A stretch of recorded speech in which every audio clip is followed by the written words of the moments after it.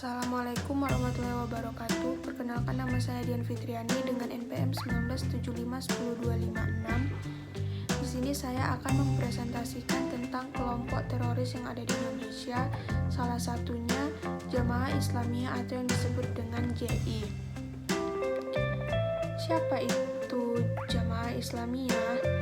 Jamaah Islamiyah adalah sebuah organisasi militan Islam di Asia Tenggara yang berupaya mendirikan sebuah negara Islam raksasa di wilayah negara-negara Indonesia, Singapura, Brunei dan Malaysia, Thailand dan Filipina.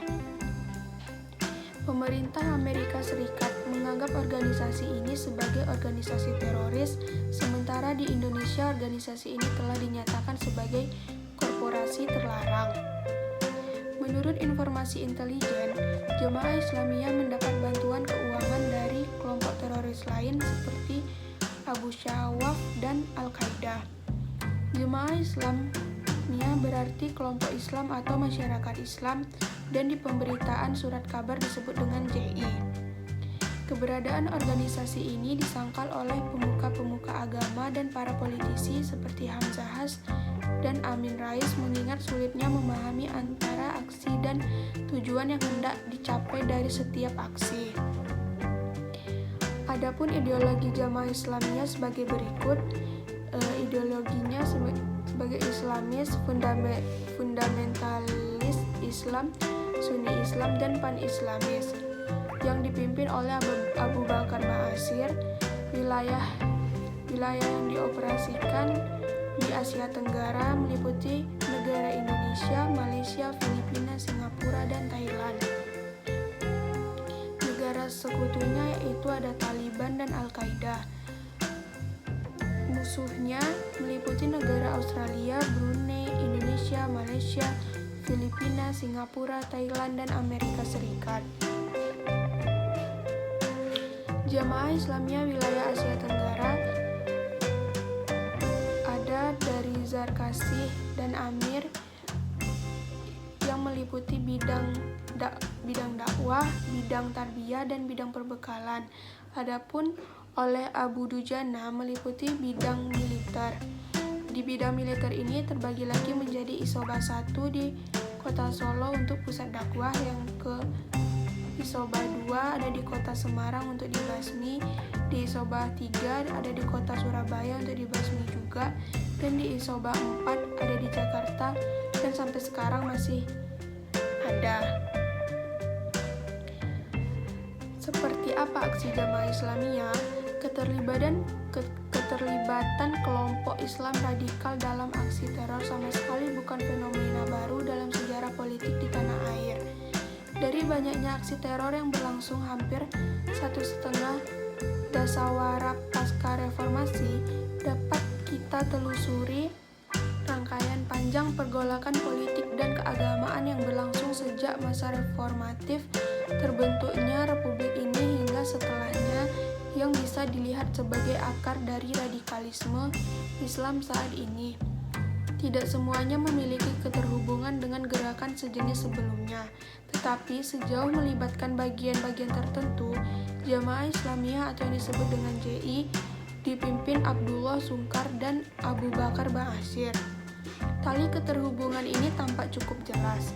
Sebagian kecil saja, yang umumnya gerakan radikal berskala lokal atau yang bersifat jejaring individual, bisa jadi sebagai gerakan baru yang tidak banyak bertalian dengan sebelumnya.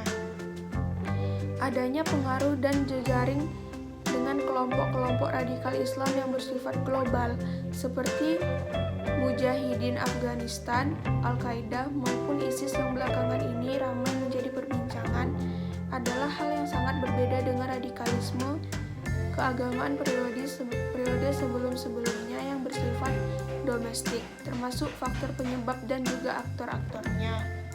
Ada beberapa fase, maka perlu kiranya membagi aksi teror dan radikalisme agama pasca kemerdekaan ke dalam beberapa fase. Menurut penulis, fenomena radikalisme Islam di era reformasi merupakan fase ketiga yang merupakan evolusi dua fase-fase sebelumnya. Fase pertama telah disebut sebelumnya, ditandai dengan munculnya gerakan DI atau TEI Kartosoewirjo yang kemudian diikuti oleh Kahar Muzakar dan Daud Bero. Fase kedua, munculnya gerakan Komando Jihad 1970-an hingga 1980-an yang beberapa aktor utamanya adalah mantan anggota DI atau TEI era Kartosoewirjo. Nama Abdullah Sungkar dan Abu Bakar Ba'asyir yang kemudian dikenal luas sebagai Amir Jamaah Islamiyah atau JI telah muncul pada fase saat itu. Fase ketiga, berbagai gerakan teror dan kekerasan yang terjadi saat dan pasca reformasi akhir 1990-an hingga saat ini. Fase keempat ditandai dengan berkembangnya sekelompok Islam radikal baru, terutama dari kelompok muda yang tidak atau hanya sedikit memiliki keterkaitan dengan para tokoh generasi sebelumnya. Radikalisasi mereka lebih dipengaruhi oleh berbagai peristiwa global. Faktor teknologi informasi dan komunikasi modern menjadi hal penting yang berperan dalam transmisi paham atau sikap radikal kelompok atau generasi baru ini.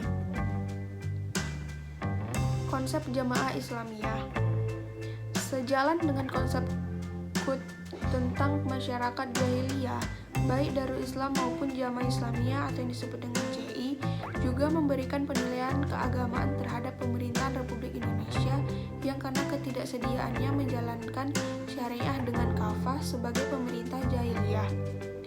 Bagi mereka, apabila pemerintahan jahiliyah seperti itu tidak bersedia melakukan hijrah secara sukarela, maka harus diperangi.